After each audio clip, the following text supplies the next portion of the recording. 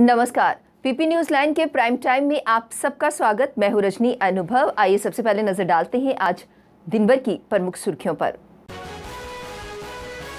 जम्मू कश्मीर में परिसीमन की प्रक्रिया का मकसद हर वर्ग और विधानसभा में हर क्षेत्र को उचित प्रतिनिधित्व दिलाना है, कहा डॉक्टर जितेंद्र सिंह ने। अब किसी भी समारोह में ड्रोन का नहीं होगा इस्तेमाल, जिला मजिस्ट्रेट श्रीनगर मोहम्मद एजाज ने जारी किया आदेश।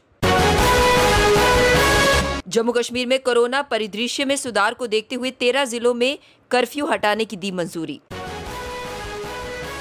और कश्मीर में हाइब्रिड आतंकी बने सुरक्षा बलों के लिए नई चुनौती। अब समाचार विस्तार से। पहले एक नजर आज के मुद्दे पर।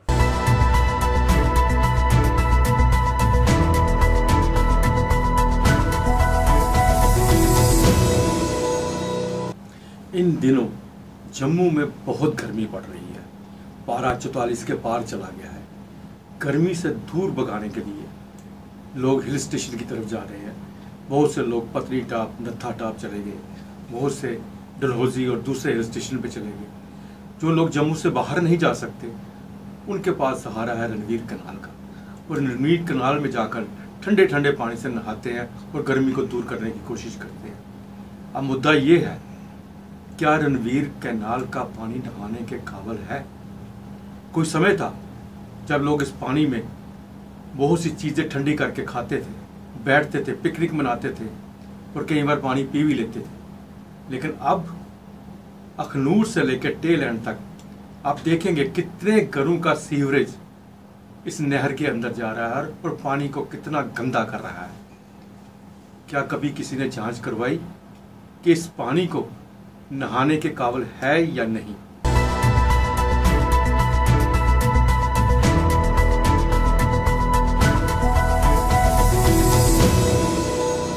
जम्मू कश्मीर में कोरोना परिदृश्य में लगातार सुधार को देखते हुए सरकार ने आज से 13 जिलों में रेस्टोरेंट, बार और इंडोर खेल परिसरों को कुल क्षमता के 50% के साथ खोलने की मंजूरी दे दी है। इन सभी जगहों पर टीकाकरण करवाए गए व्यक्ति या फिर 48 घंटों की RT-PCR या रैपिड एंटीजन टेस्ट नेगेटिव होने पर ही प्रवेश मिलेगा। मुख्य सचिव डॉक्टर अरुण कुमार मेहता की अध्यक्षता में हुई आपदा प्रबंधन विभाग की राज्य कार्यकारी कमेटी की बैठक के बाद आदेश जारी किया गया। जम्मू, कठुआ, सांबा, पुंछ, राजौरी, उधमपुर, अनंतनाग, बांदीपुरा, बारामूला, बडगाम, गांदरबल, पुलवामा और शोपियां जिलों में कोई वीकेंड कर्फ्यू नहीं होगा। अन्य 7 जिलों में वीकेंड कर्फ्यू जारी रहेगा। सुबह 7 बजे से शाम 7 बजे तक दुकानें खुला करेंगी। हालांकि रात्रि 8 बजे से सुबह 7 बजे तक रात्रि कर्फ्यू जारी रहेगा। कश्मीर में हाइब्रिड आतंकियों की मौजूदगी ने सुरक्षा बलों के कान खड़े कर दिए हैं। सुरक्षा बलों के लिए ये नई चुनौती है। स्लीपर सेल की तरह के ये पार्ट टाइम आतंकी निहत्थों को निशाना बना रहे हैं। घाटी में सुरक्षा बलों का शिकंजा कसने पर पाकिस्तान व ISI ने रणनीति बदलते हुए युवाओं को हाइब्रिड आतंकी बनाना शुरू कर दिया है। सुरक्षा एजेंसियों का मानना है कि कश्मीर में हाल ही में हुई नेताओं व पुलिसकर्मियों की हत्या में हाइब्रिड आतंकी शामिल थे। IG विजय कुमार का कहना है कि श्रीनगर में स्लीपर सेल और हाइब्रिड आतंकियों की मौजूदगी है। इन पार्ट टाइम हाइब्रिड आतंकियों को ट्रैक करने में दिक्कतें आती हैं क्योंकि ये वारदात को अंजाम देने के बाद अपने सामान्य कामकाज में लग जाते हैं। लेकिन ऐसे हाइब्रिड आतंकियों पर अब पूरी निगरानी रखी जा रही है। इन्हें जल्द ही मार गिराया जाएगा। PMO में राज्य मंत्री डॉक्टर जितेंद्र सिंह ने कहा कि जम्मू कश्मीर में परिसीमन की प्रक्रिया करने का मकसद हर वर्ग और विधानसभा में हर क्षेत्र को उचित प्रतिनिधित्व दिलाना है। जम्मू कश्मीर का मामला देश के अन्य राज्यों और केंद्र शासित प्रदेशों से अलग है क्योंकि जम्मू कश्मीर में विधानसभा सीटों की विसंगतियों को वर्षों से ठीक नहीं किया गया। जम्मू कश्मीर में सत्ताधारी राजनीतिक पार्टियां जो अधिकतर गैर भाजपा थी ने विधानसभा की सीटों को ठीक नहीं किया, जानबूझकर परिसीमन की प्रक्रिया को टालती रहीं। परिसीमन करने का उद्देश्य समाज के सभी वर्गों और हर क्षेत्र को विधानसभा उचित प्रतिनिधित्व दिलाना है। जब उनसे पूछा गया कि कुछ राजनीतिक पार्टियां विधानसभा चुनाव परिसीमन से पहले करवाए जाने की मांग कर रही हैं, तो उन्होंने कहा कि ये तो चुनाव आयोग ने तय करना है कि चुनाव कब करवाने हैं।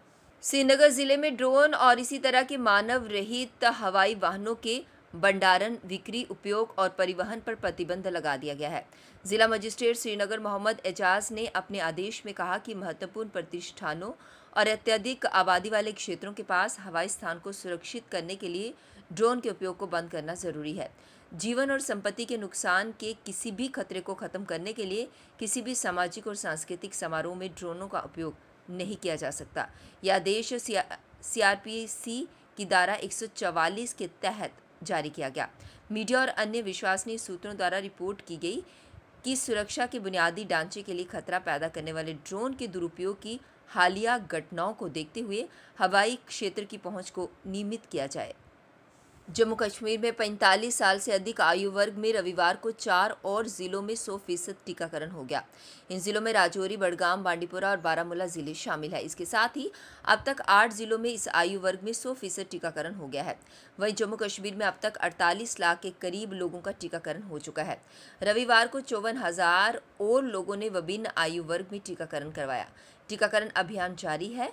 स्वास्थ्य एवं परिवार कल्याण विभाग से मिले आंकड़ों के अनुसार जम्मू कश्मीर में रविवार को जम्मू जिले में टीकाकरण नहीं हुआ। वहीं अनंतनाग जिले में वैक्सीन की कमी के कारण लगातार दूसरे दिन भी टीकाकरण नहीं हो पाया। 45 साल से अधिक आयु वर्ग में रविवार को कुल 14,938 लोगों ने टीकाकरण करवाया। इसे मिलाकर अब तक इस आयु वर्ग में 88.41% लोगों का टीकाकरण हुआ है। जम्मू, सांबा, गांदरबल और शोपियां जिले में पहले से ही 100% लोगों को पहली डोज दे दी गई थी। जम्मू कश्मीर परिसीमन आयोग के साथ मुलाकात के दौरान किसी भी तरह के विरोधाभास से बचने की रणनीति बनाने और सर्वदलीय बैठक को लेकर श्वेत पत्र जारी करने जैसे मुद्दों पर रविवार को people's alliance for Gupkar declaration की बैठकों का दौर देर रात तक जारी रहा। इस बीच पीपल्स डेमोक्रेटिक पार्टी ने परिसीमन आयोग के साथ मुलाकात के लिए अपना प्रतिनिधि मंडल और एजेंडा भी तय करने की कवायद शुरू कर दी है। प्रधानमंत्री नरेंद्र मोदी के आवास पर 24 जून को हुई सर्वदलीय बैठक के बाद पीएजीडी के सभी घटकों के प्रमुख नेता रविवार को पहली बार मिले और वह भी 2 बार। पहली बैठक पीएजीडी के अध्यक्ष डॉक्टर फारूक अब्दुल्ला के निवास पर हुई और दूसरी पीएजीडी की उपाध्यक्ष महबूबा मुफ्ती के घर पर। दोनों ही बैठकें बंद कमरे में हुई। महबूबा मुफ्ती के घर बैठक देर रात तक जारी रही। पहले से ही कई चुनौतियों का सामना कर रही जम्मू कश्मीर पुलिस के सामने ड्रोन हमले के रूप में नई चुनौती खड़ी हो गई है। एक और जहां उसी ड्रोन हमले से सभी अहम ठिकानों को सुरक्षित रखना है, तो वहीं लोगों को ये विश्वास दिलाना है कि सब कुछ ठीक है और पुलिस प्रशासन हर प्रकार की चुनौती का सामना करने में सक्षम है। अब वक्त हो चला है एक ब्रेक का। मिलते हैं ब्रेक के बाद। मजबूती की पहचान ACC cement, messrs Bishandas Jaswal and sons, authorised stockist, ACC cement, 45 transport Nagar, Jammu. Break के बाद बढ़ते हैं अगली बड़ी खबर की तरफ। All J and K retired police NGO and ORS welfare forum के चेयरमैन की अध्यक्षता में आज जोरदार प्रदर्शन किया गया। इनका कहना ये था कि इन्हें पे एनॉमली के नाम पर सिर्फ आश्वासन दिए जाते हैं, लेकिन अभी तक इनके लिए कुछ नहीं किया गया। उन्होंने कहा कि जल्द से जल्द उनके इस मसले को हल किया जाए ताकि इन लोगों को इंसाफ मिल सके। जुलाई 2017 से मेडिकल अलाउंस जो है वो 1,000 रुपया सेंट्रल एम्प्लॉय को मिलता है, वो हमें 300 रुपया दिया जाता है। हम ये चाहते हैं कि वो भी उस सेंटर के पैटर्न पर हमें भी 1,000 रुपया उसका मेडिकल अलाउंस मिलना चाहिए। बाकी रही जो हार्नस चाइल्ड है वो उनको जो उनकी रिक्रूटमेंट है, उनकी अपॉइंटमेंट उसमें डिले टैक्टिस है, और कई लोग ऐसे हैं उन बेचारों को 2 टाइम का खाना भी नसीब नहीं हो रहा, तो उनके साथ भी गौर फरमाया जाए और उनको जल्द से जल्द एडजस्ट किया जाए ताकि उनका घर का चूल्हा चल सके। ऑल जे&के दलित चेतना मंच द्वारा आज प्रेस कॉन्फ्रेंस आयोजित की गई, जिसमें उन्होंने कहा कि मध्य प्रदेश के देवास डिस्ट्रिक्ट के नेवावर गांव में जहां एक ही परिवार के 5 सदस्यों को मारकर गड्ढे में गाड़ दिया गया, उन लोगों के खिलाफ जिन्होंने ये कारनामा किया है, उन लोगों के खिलाफ कड़ी से कड़ी कार्यवाही की जानी चाहिए। उनकी हीरिंग जो है फास्ट ट्रैक कोर्ट की होनी चाहिए ताकि जल्द से जल्द इंसाफ मिले। आपको पता है हाथरस का केस, अगर उनको कैपिटल पनिशमेंट मिली होती तो आज शायद ये हादसा ना होता। आज वो लोग भी ऐसे फिर रहे हैं। मैं चाहूँगा कि जल्द से जल्द ऐसे जो पाक्सो के जो रेप केसेस, ऐसे जो केसेस हैं उनकी फास्ट ट्रैक से होनी चाहिए और उनको कैपिटल पनिशमेंट मिलनी चाहिए। जय भीम, जय भारत। लोक जनशक्ति पार्टी के सदस्यों द्वारा आज रामविलास पासवान जी की जयंती के उपलक्ष्य पर उन्हें भावभीनी श्रद्धांजलि दी गई और उनके किए कार्यों को याद किया गया।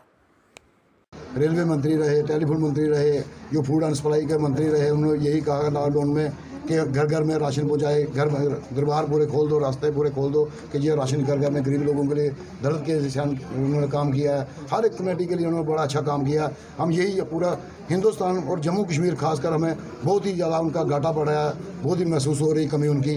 तो आज चिराग पासवान जी जम्मू कश्मीर के आखिरी शासक महाराजा हरि सिंह प्रतिमा स्थल पर जम्मू के हितकारी संगठन, जिसमें धार्मिक, सामाजिक, राजनीतिक संगठन शामिल हैं, उन्होंने एक ही जनमत अभियान के तहत ई जनमत को लॉन्च किया ताकि राय हमें पता लगे, जनता हमें क्या आदेश देती है वो पता लगे और उसके अनुसार ही हम आगे की रणनीति तय करें। तो हल्ला मचाया जा रहा है कि शायद जम्मू को उसका हक मिलने वाला है। मैं बता दूं कि परिसमन आयोग के पिटारे से भी जम्मू के लिए कुछ निकलने वाला नहीं है। अगर जम्मू के लिए कुछ हित का लिए इन्होंने कभी सोचा होता तो 2011 के सेंसस पर परिसमन आयोग का गठन नहीं किया जाता।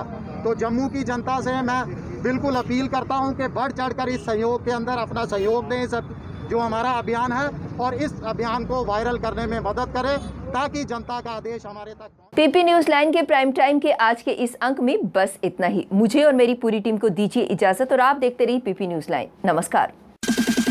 जम्मू में आई टेस्टिंग की साइंटिफिक और मॉडर्न टेक्नोलॉजी के लिए हमेशा याद रखें जेम ऑप्टिशियंस, जहां पर रखा जाता है आपकी हर जरूरत का ख्याल। Gem opticians with the facility of eye exercise, A scan, biometry, pachymetry और ऑटोमेटेड फील्ड एनालाइजर। और हाँ, हमारे यहाँ बढ़िया क्वालिटी के ब्रांडेड स्पेक्टिकल्स, सनग्लासेस और कॉन्टेक्ट लेंसेज मिलते हैं। आपका भरोसेमंद एक ही नाम, Gem opticians, Gandhinagar. Gem opticians, Nai Basti. Gem opticians, Amphalla. Gem opticians, Trikuta नगर।